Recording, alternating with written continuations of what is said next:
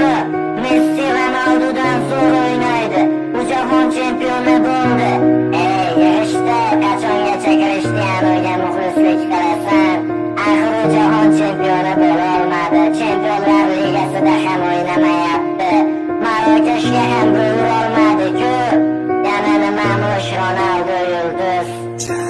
Futbolni ermak uchun o'ynamagan Krishtianu, ko'plab yulduzlaring sindi lekin Ronaldo. Balki sen Messiga muxlisdan olmaysan, boshqasini uni qirol deya atab oltin to'pini sanarsan. Ammo qilgan harakating ketadi bil besamar. Ronaldo bo'lmaganda yulduz bo'larmish Benzema. G'iybatin qilib charchashmadi Portugal o'g'lonini, Messiga fanat deyishar Ronaldoning o'g'lini. Har daqiqa har soniyada to'xtamadi, yugurishdan kibrga bo'lmadi do'st. Nochorlarga berdi yordam, Ronaldoni yomon deding kulganing rost ustidan. Unda nega yaxshiliklarini chiqardingiz?